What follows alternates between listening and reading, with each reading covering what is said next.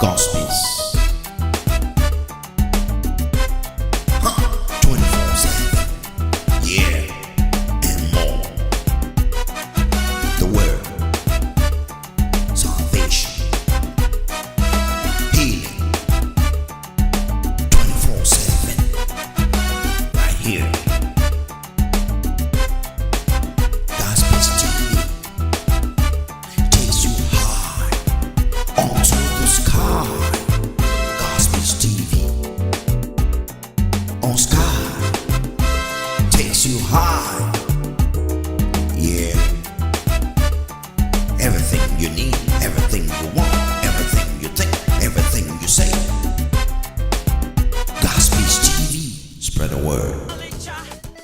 Yeah, Igwe is what you're listening, coming to you live here on gloveradio.com. Did I say .com? gloveradio.us. Who said .com? I can't check. In Jayana, you crazy. For your mama kwaba ba ye jumedie subim a year ne a ye so nano pay me pam chom fanchemi and nano pay so ya sen share beam GTV, nature say when say Gospels Television, we are coming to you live. NFA gloveradio.us. Sabre news of the week from Ghana and I day bro. Now watching some SEC na ya boni na tofa ye day bro. Send ye beya once ube hu ni ekoso wo my Ghana mu any DFW hasi. Ye frame the G. Medina GG me until they kambu mano in the G. Many Honorable Jeffrey O. Prempe, Honorable Atnasi, the nature say and Semre cry crossover. Honorable, good morning. Good morning. Nampacho wapo to say. Nyamiatum, yeah, the Christo Yesus. And you are looking splendid. Thank you. And then our mind. Well, ladies and gentlemen, one more time. Thank you for joining us this morning, as usual, for the weekly so to speak, report of the events that took place back home in Ghana, and also things that are happening in our community that we believe strongly that you will be interested to know. Some of the headlines that I will quickly go to, as usual, my name is Jeffrey O.N.K. Prempe. He said, cocaine beaters hit Elmina, 11 arrested. 300 Ghanaians kidnapped in Libya. Bawumia is my God. I worship every day, said John. Chekata should go back to the classroom and teach. That is from Nana Fredi Ajimai. Supreme Court orders recount of pink sheets. Menchia MP denies link to wanted dead man. These are among some of the headlines that we have for this morning. If time permits, we will make sure that we go all over and bring you news items about these events and incidents. Now, first of all, without much ado, I will just jump straight and bring you the first news, which is a very exciting one. You all remember Balotelli. According to the news report, his girlfriend has dumped him. This was a report in Mail Online, one of those news sources that are springing up all over the place. Let's listen to a little bit of an excerpt. Football bad boy Mario Balotelli has reportedly been dumped by his girlfriend of 7 months, Fanny Negusha. The relationship ended just days after Mario was reported to have made lewd remarks about the Belgian model, apparently saying that Real Madrid's team could sleep with her if they won their Champions League clash with Borussia Dortmund, although he denied saying that. A source told The Sun. The Sun is one of the leading news items in the UK. This was a major bust up and could spell the end for Mario and Fanny. In Spanish newspapers AS and Merca, Mario had been quoted as saying, if Real Madrid come back in Champions League, I will let my girlfriend sleep with them. In March this year, Mario said that Fanny was the first woman I feel comfortable with, adding, in a short time, she found herself in sync with me. I could spend my whole life with someone like this. That is the bad boy in football. His real name is Bewa. And, he was adopted by this Italian, so now he goes by Mario Balotelli. He has been a controversial figure right from day one, and I think this is just a joke that has gone wrong, or a joke that has gone out of hand. This is on the light side, saying that the girlfriend can sleep with the whole of Real Madrid team if they make it. I think maybe he just meant it on a very lighter side, and I hope the girlfriend will not hold on to this decision and relax. Honorable, I don't know your take on that. Well, I think so too. I think usually men, we make comments like that, kind of like you are boasting, showing off kind of thing, because the lady is really, really beautiful. And, if you have some lady like that, behind you, you kind of, you be proud and you want to show off a little bit. But some of these comments, we really have to make sure that you have to assess the sensitivity of the relationship before some of these things gets out. So hopefully, like you said, the girl will probably know that he didn't really mean it that way. Maybe he said that to motivate himself, or motivate the other players to make sure they can do very well. So that's all that we hope for. What is the next item you have for us? A very exciting item that we have is the doctors have suspended strike, which is extremely good news. Yeah, in fact, we knew about this doctor situation that, stretched back way about a month or two ago, and people were really suffering about this situation. Let's listen to a little bit of this excerpt. It was published in City FM Online. Doctors in Ghana will, effective Wednesday, May 8th, suspend their over 1 month long strike. The news was confirmed to City News by Dr. Justice Yamson, General Secretary of the Ghana Medical Association. The Ghana Medical Association has actually suspended the current withdrawal of service that we have been involved in for almost a month plus, few days ago, he indicated. According to him, the decision was arrived at after a ruling by the National Labour Commission, NLC, indicating members of the Ghana Medical Association are entitled to their conversion difference, and that government and fair wages for that matter should look at some payment plan that the Ghana Medical Association had brought up and then negotiate on just the payment terms and report back to the Labour Commission within a month. Dr. Yamson added that at another forum, there where organized labour through the Public Sector Joint Standing Negotiation Committee also recommended that the members of the Ghana Medical Association be given their full conversion difference. Yeah, that's a very, very good news that the doctors are putting their strike action down and going back to work. And we just want to thank the leadership of the Ghana Medical Association for taking the stand, because we all know the implications of such an action. But sometimes a man has got to do what a man has got to do to bring your issues to the attention of the government. So I think it's a very welcoming news.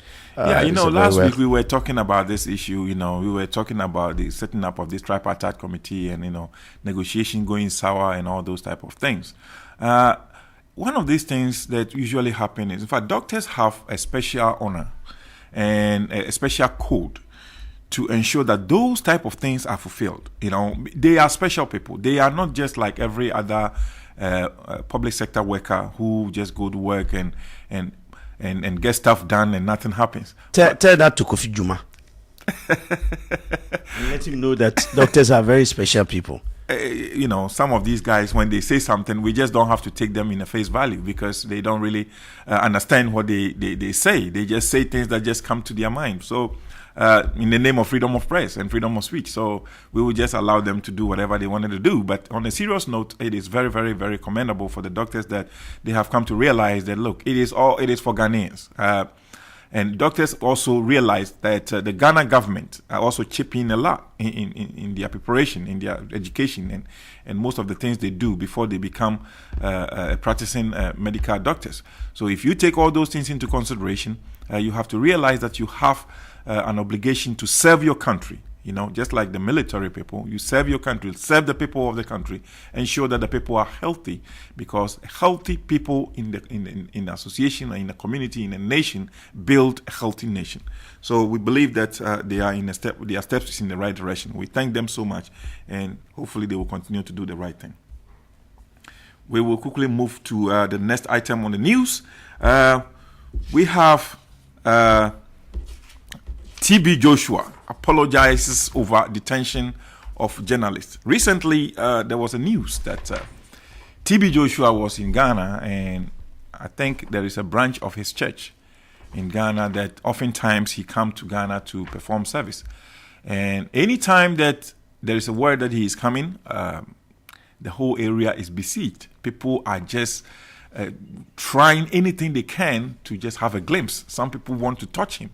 I don't know that TB Joshua have assumed the status of almost Jesus, because if you listen to some of the comments that people make about him, it is amazing. If he's doing all that, then of course he is helping people. Let's listen to a little bit of an excerpt. This is also published in the Joint Online. The leader and founder of the Synagogue Church of All Nations, SCOAN, Prophet TB Joshua, has apologized to Multimedia Group Limited, MGL, over the detention of 2 journalists on Tuesday. Reporter Emmanuel Ante and cameraman Gilbert Azu were detained by security personnel of the Prophet for not seeking permission before covering a church program on Tuesday at the Ghana branch of SCOAN at Spintex. Speaking on behalf of the Prophet and SCOAN, a public relation officer of the church, Mr. Samuel Excellence, said the Prophet condemned the act. I want to say that he is very, very sorry, quote, according to the Prophet Excellence. He said the detention of the journalist was not the Prophet's instruction, adding it was an act of an overzealous security personnel. Yeah, well said. I mean, the apology is welcome, but I want to look at it from the flip side. If you're going to a private service to go and cover, with a cameraman as a press person, it is only proper that you follow protocol and ask for permission. So if it is that they did not, and I'm talking about the journalist, that went to cover this church service, if it is that they did not ask permission and they went into the church and started filming, or church premises and started filming, then the security had every right to, stop them. And for that matter, maybe the detention came about. I don't know the details of it, but I've seen most cases where cameras are seized because they want to make sure that the tapes are erased. And because TB Joshua is somebody who relies solely on his media department. He has Emmanuel Television, so to walk into his service without any accreditation and think that you can just go because you're a reporter and go and film, if that is what happened, then I think the journalist also broke the code of ethics as journalist. Because if you're going to do a news item which is not something on the street or a public place but somebody's church service, then the proper thing is to negotiate with them, ask permission, and make sure permission is granted and security are aware before you do this. This is my take on that. But all the same, if they've apologized for the unlawful detention of the 2 journalists, then it's all good. Well, I mean, on my side of the take, I believe strongly that they were completely wrong to detaining, journalists who have come, or even if they don't have permission to attend that particular ceremony, they can call the police. They can prevent them from entering the premises, but they cannot detain, because that is an act of kidnapping. I mean, if you want to go beyond that type of levels, you should have a proper permit. Yes, but you can't go into somebody's private property and start filming. Well, that is also trespassing by law. True. It's very true. But you this understand? TB Joshua program they invite the media. You see, it's a public invitation to everybody because they are performing miracles. See, that is what the deal was about. Now they performing miracles. They are doing all kinds of things. They invited everybody, including the media house. But that is that is what I'm explaining to you. That I know for a fact that TB Joshua has a media department called Emmanuel TV. You understand? That does all his media work for him. So I am saying that he cannot in one breath have invited Joy FM TV to come and still detain them. You understand? The detention, we are condemning that, it's not right. But I'm equally saying that, sometimes we must look at the action and the reaction. What was the action of this journalist? Did they go through protocol? Because I have covered events, and I know that if you go through protocol, they can even give you a backstage pass, that all access. So with that, any security man that sees you have a tag that you are part of the media, entourage that are covering the issue, and nobody would take your camera, nobody will stop you. But when you become a paparazzi, as it's called, you just barge in there and start because you're a media person. It doesn't work like that. On somebody's private property, they have every right that you're trespassing. Okay, yeah, I think it makes sense. Apparently, TB Joshua himself realized that probably maybe the security personnel overreached, so he has rendered an unqualified yes, and I think that is in the right direction. It is a step in the right direction. Yes. But meanwhile, the case is the police have come out to say that the case is under investigation. They are going to investigate, find out what exactly happened. So until they come up with some kind of conclusion, we will be hoping that the right thing will be done. Now, the tempers have calmed down. The devil finds work for the idle hands, as they say. Why would they be sitting in the ghetto, mixing cocaine and weed into bitters? I'm sure when you drink that thing, you'll be on fire. I can't imagine how that particular drink will feel, because the local gin itself is dangerous. It makes people go crazy all the time. And then on top of that, you have weed, which supposedly makes people go crazy whenever they smoke this thing. And then on top of that, they have their grandfather cocaine. So part of this mixed up. So people are literally poisoning themselves. This is serious. I mean, I can't see how this combination is anything good for human consumption. No. This one, it will kill you. It will kill you immediately. It will kill you before your time. Because if you drink all this into your system, it will kill you. It will kill you. It's too dangerous. And I'm glad the police got it off their hands. Because people should be able to sit down and plan something.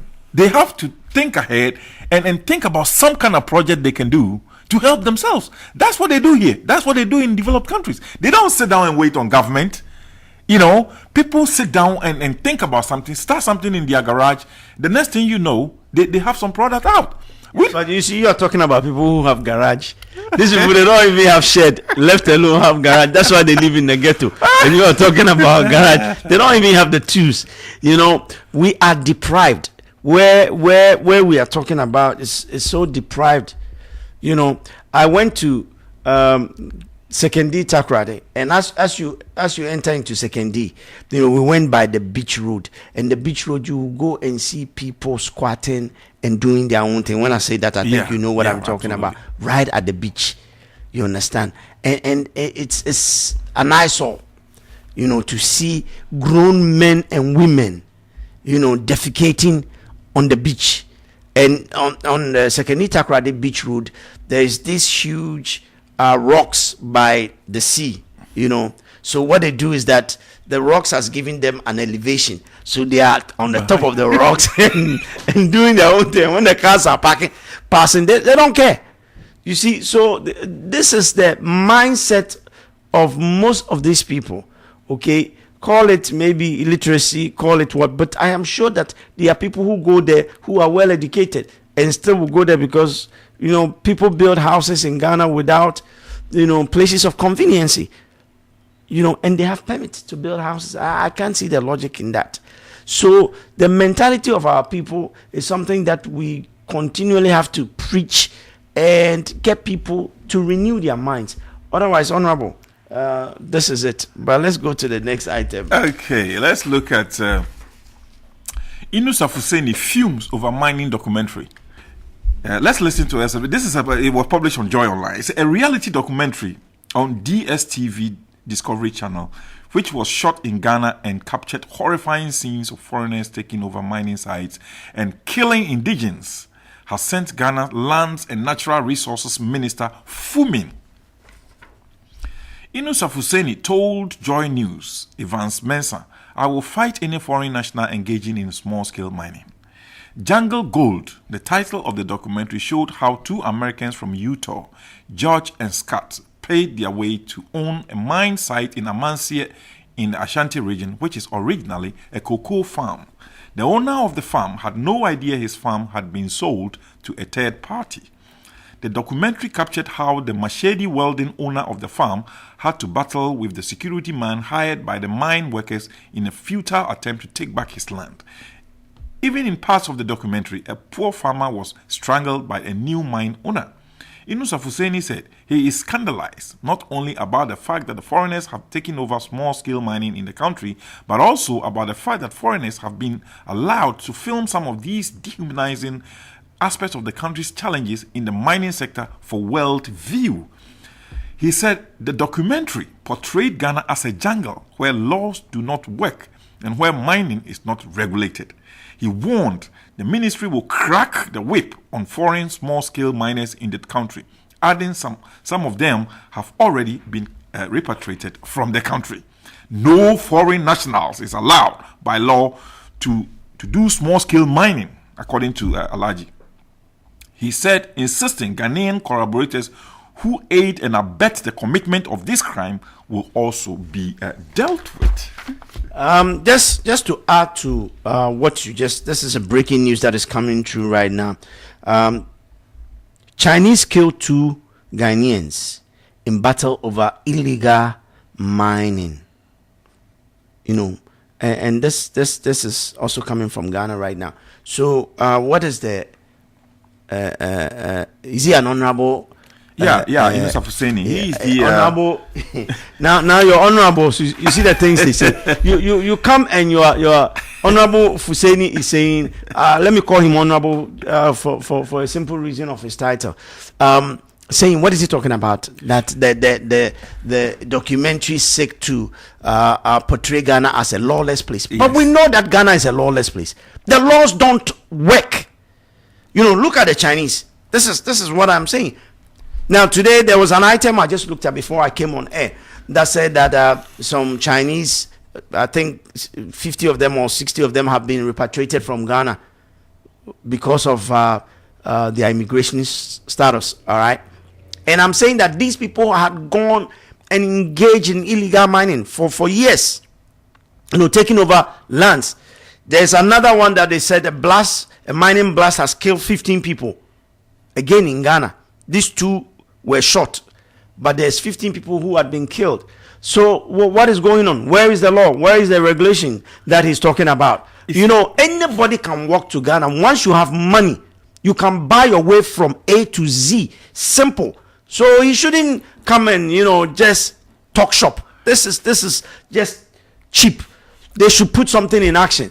You know, this is why I believe in revolution. You see, one of the things about this thing that goes to show you the caliber of people that we have as leaders, you know, ministers. They have the title, big title, a minister of natural resources. What does he know? You are not even aware of this documentary that is being filmed in Ghana. It's been out there for a long time. This thing has been going on for almost a year now. Jungle Gold. I'm surprised you said you haven't seen it. No, I haven't. But it's a show on the Discovery Channel. I will do that. I'll ask you. We watch. Brought my attention. And some of these things that they are talking about, actually, I watched those. And for the minister to come out and say that he is not aware and they are portraying Ghana as a jungle, well, Mr. Minister, this is the truth. The country is lawless. People don't respect anything. No, at all.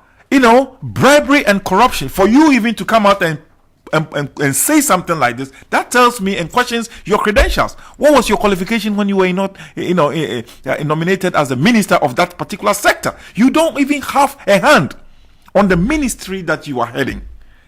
How do your people brief you? The people that work under you, what do they tell you? Because these are important areas, lands and natural resources. Obviously, mining, farming lands, and other important industries that are in those areas are under your jurisdiction. That's correct. So something that has been going on for over a year, how could you come out and say you don't know about that? And that they are portraying Ghana as a jungle? As a matter of fact, these people who are doing this documentary, they care about the environment.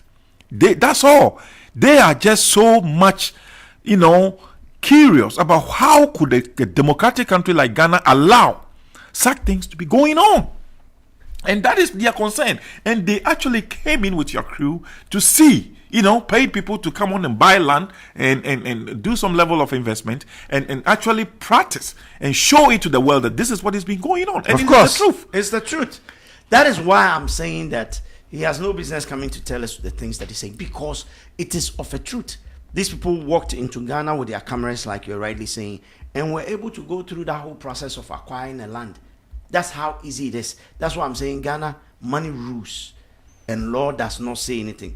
Honorable, let's go on. Yeah, you're still listening to News of the Week from Ghana. Every time the news comes, we have something new to talk about, because Ghana, week by week, we have serious issues going on. The studio number is 682-227-2276. If you have any contribution or if you have anything to say about the items we've touched so far, Honorable. The Director of Education, Research and Training at the Motor Traffic and Transport Unit, MTTU, of Ghana Police Service, DSP Alexander Obeng, has said the implementation of the spot fines will reduce the incidence of public police corruption. According to DSP Obeng, the fines were also to assist in preventing overcrowding of the courts and prisons with various road traffic offenders. Apart from non-compliance, some of the offenses should not delay the offender unnecessarily, not only because of macro and economic effects, and also not to go to court and crowd the place, as well as not putting unnecessary pressure on the police, so we can be free to deal with more grievous issues. The prison officer will therefore not be overburdened. It will also reduce the incidence of public police corruption, he stated. Speaking on the City Breakfast Show, DSP Obeng Feda stated that the fines will be taken till the offender breaks the law for the 6th time, after which there will be an arrest and prosecution by the court. The law is that when you are met during the pilot, we point the offense out to you and issue you a spot fine ticket per the regulation. Since you are a first-time offender, the value should not be more than 60 Ghana cedis. Second offense, not more than 60 Ghana cedis. Third offense, not more than 60 Ghana cedis. Fourth offense, not more than 120 Ghana cedis. Fifth offense, not more than 180 Ghana cedis. Sixth offense, we will not entertain you, but rather arrest you properly, charge you on a prescribed CID form, and go to court, he noted.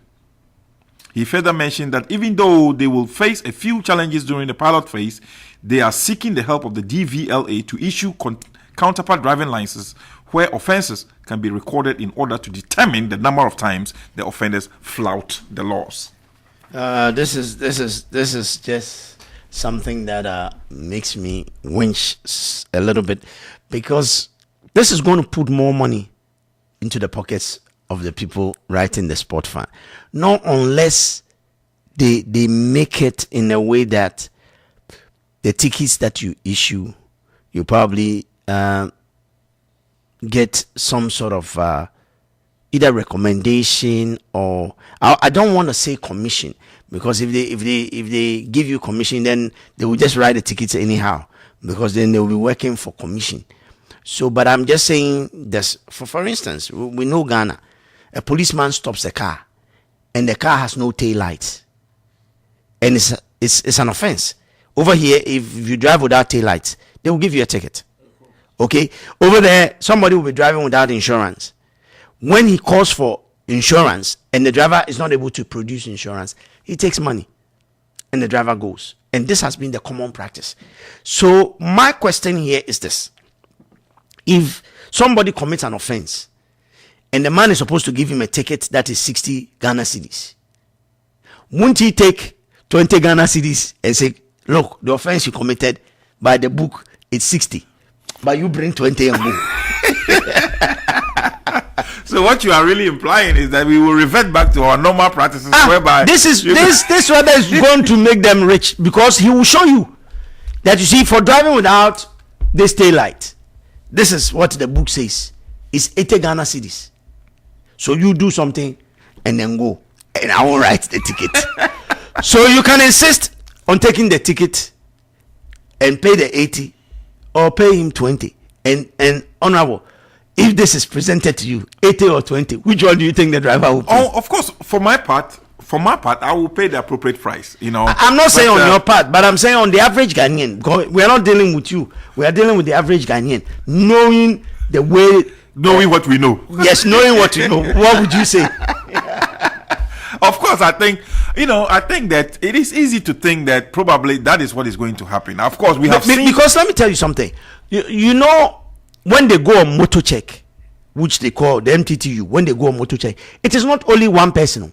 They go in a group. Sometimes they go with their jeep, park their jeep, and there will be no less than 4 or 5 of them, including an inspector, and still be taking bribe, because it's a collective business. You get what I'm saying? Oh yes, of course. So if they can do the bribery thing collectively, what makes you think that one police officer on a motorbike, when he stop you, won't take the money? Well, I mean, what I'm thinking is that probably, they have also considered, these possibilities. They know that the police administration is having a serious challenge concerning this corruption issue, whereby people have to pay sport fines. Actually, the sport fine is already there. I mean, they've been taking that already. I said that it's not official. Now they want to make it official. So it is easy to think that probably it will be a continuation of what they used to do anyway. But let's give them a benefit of the doubt, because I believe that they sat down and deliberated over this issue, with other people from other departments, like they're saying that they're going to bring people from DVLA and other areas also of interest, that they will all sit down and figure out how this thing can be done and generate money into the coffers. Because the police have to understand that the money that they are making, that is the money that goes into their vehicle maintenance, that is the money that is going into their uniforms, but they don't really realize that if police cannot get new uniforms, new shoes, new equipment like walkie-talkies and all those things, it is because the money they are collecting from the people, traffic violators, are not reaching the appropriate coffers. Yes, but let me come in. You see, Honorable, the ordinary Ghanaian who wants to make money to go and feed his family is not thinking about walkie-talkie. He's not thinking about maintenance of anything. You see, he thinks that the people at the top are chopping. So why he on the street in this hot sun should not chop? Do you know when they arrest you, they say that when they take you to court or to the charge office, the people there will take the money and leave you. So they must take the money on the street and leave you. Are you understanding what I'm saying? They are not lying. You see, when they arrest you and take you there to the court, you go and pay the money at the court to somebody and they will let you go. And he who stood in the hot sun and arrested you, he will benefit nothing. So why must he take you through all that process? Masa, mamin san come with the Michelle Wahana yen Kasem na yen. He is finished with you. He becomes the judge, he becomes the prosecutor, he becomes whoever, and take the fine and walk away. So let's see how it works. Yes, let's see how it works. Yes, what's your next item? I think that is all I have for you for the day. I hope to gather some very interesting things also for the next week, and I'll be with you. My name is Jeffrey ONK Prempeh. See ya. Yes, that is my honorable. You heard him live here on gloveradio.us and also live on GTV.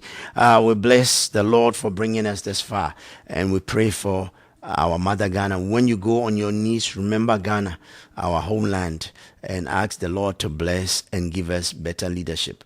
We are out like that, and God willing, we will see you next week. Bye-bye. Broadcasting live on location. Ladies and gentlemen, you're listening to The Party Machine. Party Machine with G-Love. You're in the mix. Gospels.